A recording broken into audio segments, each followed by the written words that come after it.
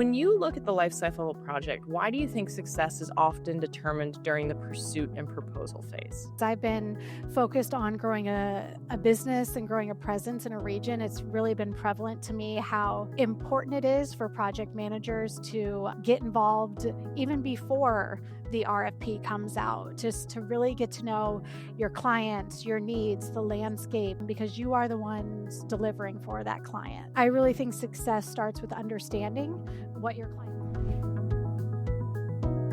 What if the success of your project is already decided before the contract's even signed?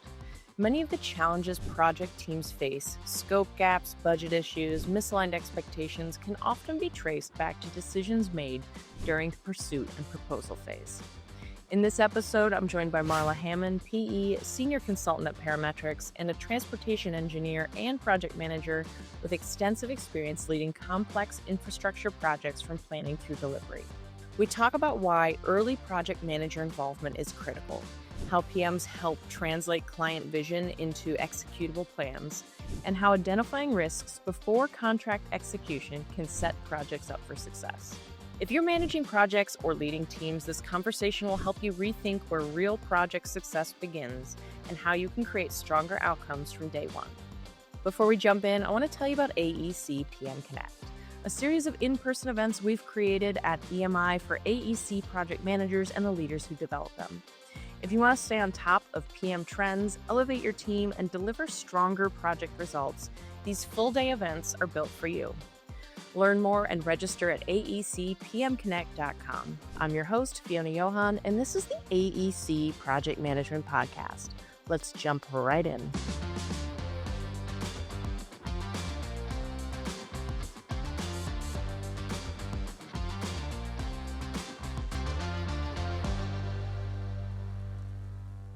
Now it's time for our PM Conversation of the Week with Marla Hamman, PE. Marla, welcome to the AEC Project Management Podcast. Thank you so much. Thank you for having me. Thanks for coming. I thought we could start with you telling our listeners a bit about yourself and how you got started in the transportation, engineering, and project management world.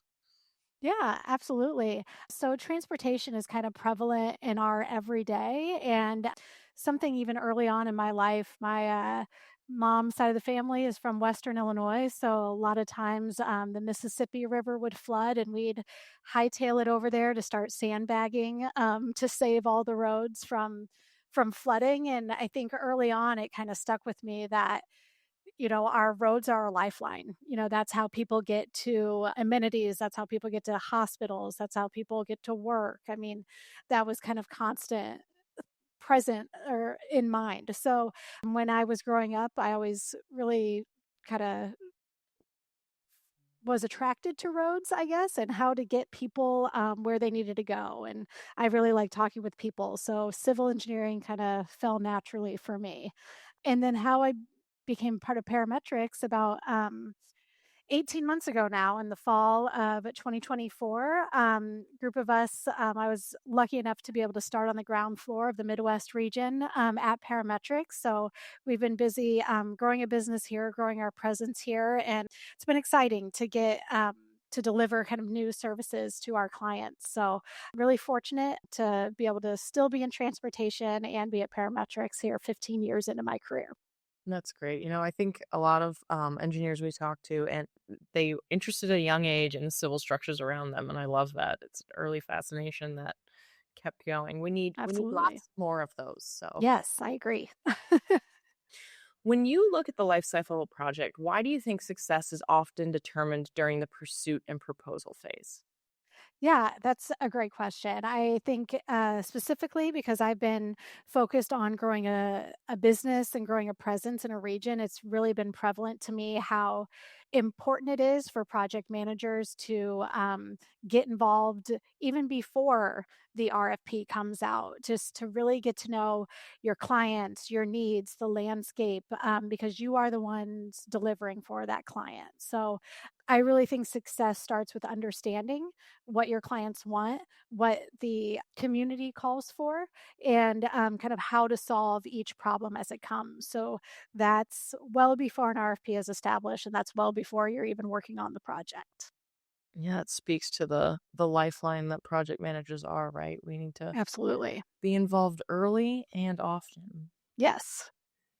And how do you think project managers contribute during that sales phase, right? The early project scoping, the proposal development to ensure that the scope and schedule and budget are actually realistic.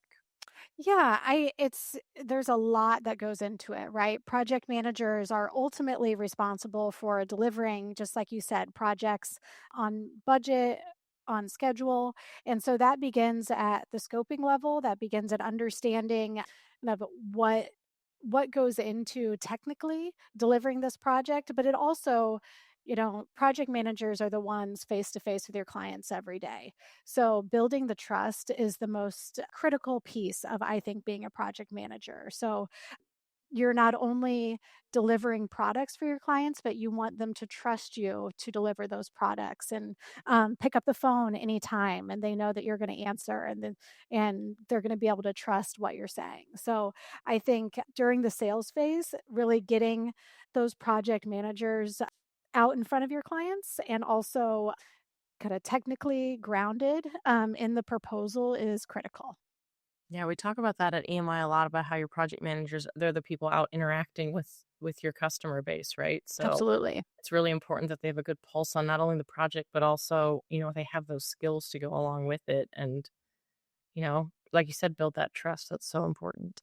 Yeah, we talk a lot about, soft skills, and it's not just kind of how do you get from point A to point B when you're a project manager. You've got to develop your soft skills along the way so that you can be adaptable and that you can be that person that your client really trusts.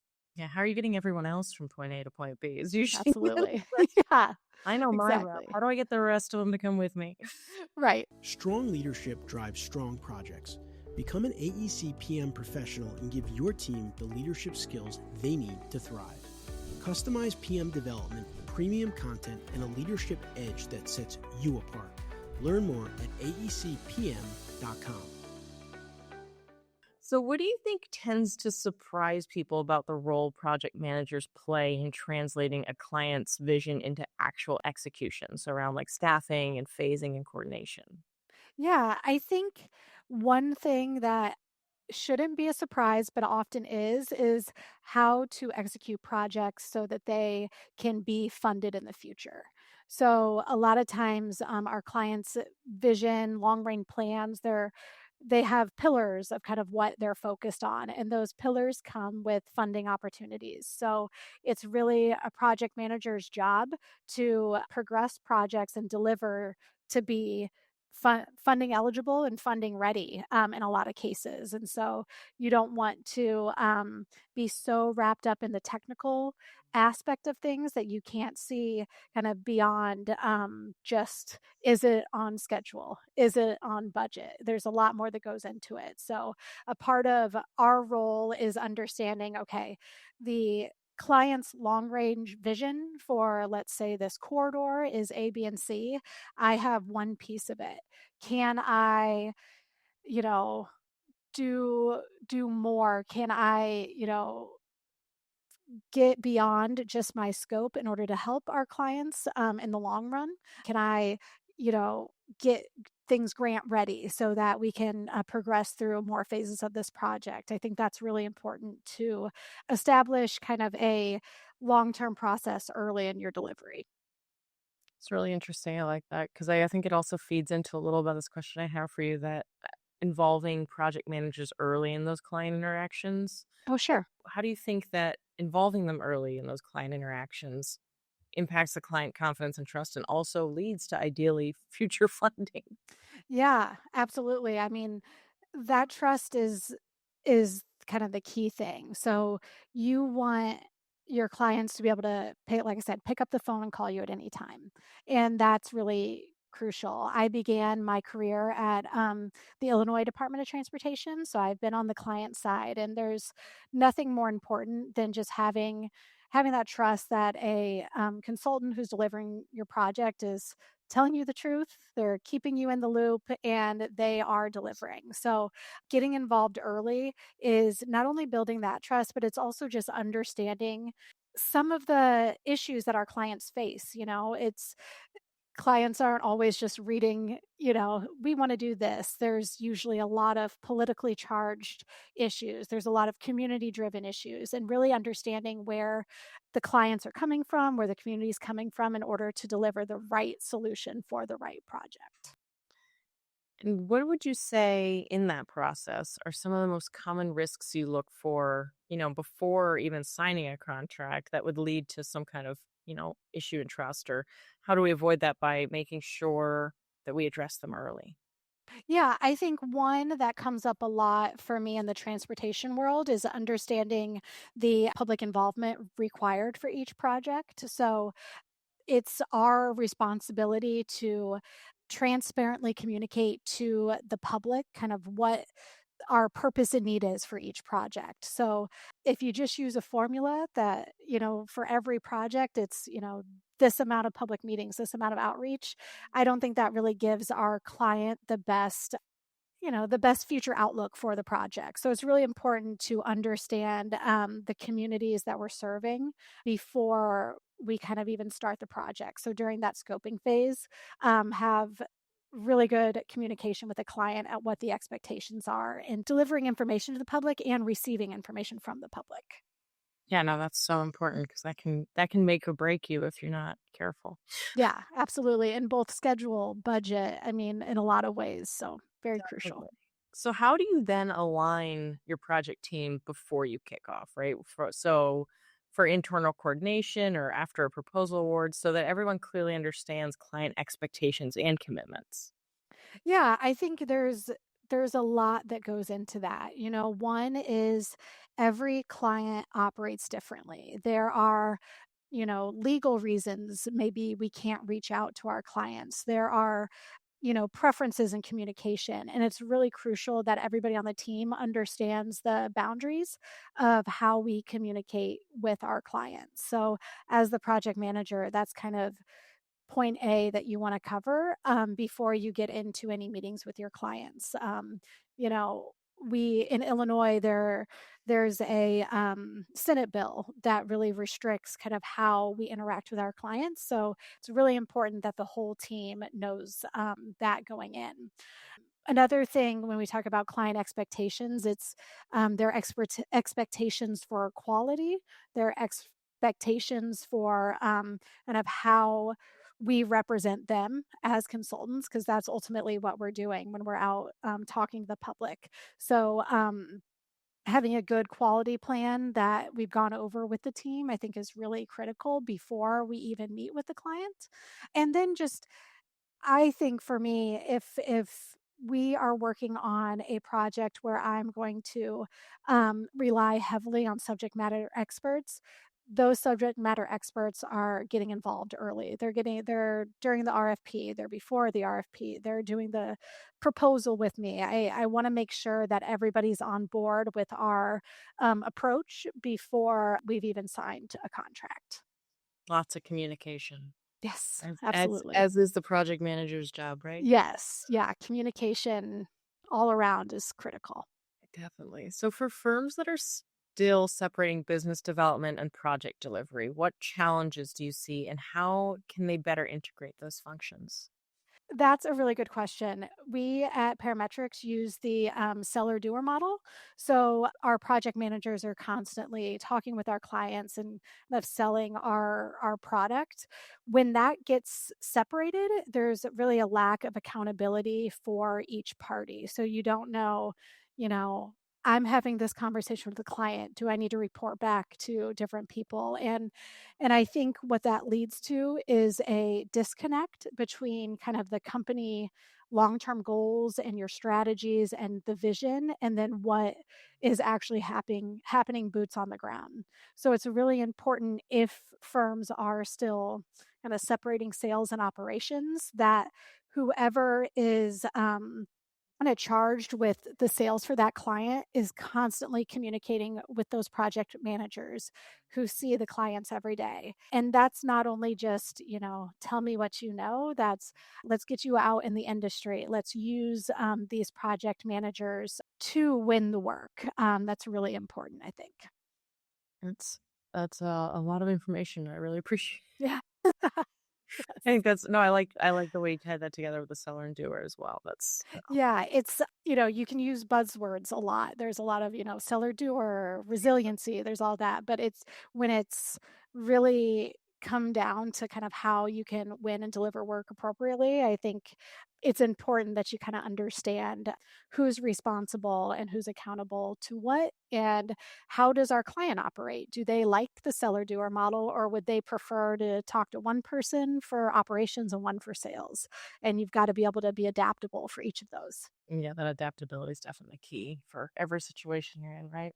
Yes. So my final question for you: if Okay. firm leaders listening today could improve just one thing to strengthen project outcomes, where should they start? Well, I'm afraid I'm going to sound like a broken record here, but I would say you've got to invest in your client relationships. So, I've mentioned a few times clients all operate differently. And I think understanding how your client operates and the needs of each client really should impact how you move forward. So, if your client prefers to do things with like an MSA, then that is very different than somebody who wants a price proposal for each project. And so understanding what the client needs are and getting the delivery team in front of those clients is really crucial. I know we focus a lot on our industry events. How are your is your delivery team out in industry? Are they well respected? Are they meeting with partners frequently? And that all kind of leads into kind of an improved client relationship, which is really important. I think that's the theme I heard throughout all of this was the relationship with your client is the bedrock Yes. of your entire situation. Yes, absolutely. And I think just being adaptable to each of your clients' needs. And it's we use the term sales, but trying not to be a salesperson, but actually, this is what we deliver, this is what you need, and this is how we can work together. As from my time on the client side, I always found myself saying, just tell me the truth. Just tell me what's happening. I didn't want to get sold. I wanted to I wanted it to be a partnership. So I encourage leaders to kind of invest in that client partnership. I love that and I fully support it. Thank you so much, Marla, for your time today. We really appreciate you and hopefully we'll meet again soon. Yeah, thank you so much. It was great to be here. Please remember you can find the show notes for this episode at aecpmpodcast.com. There you'll find a summary of the key points discussed in today's episode, as well as any links to any of the resources, websites, or books mentioned during this episode. Until next time, I wish you the best in all of your engineering project management endeavors.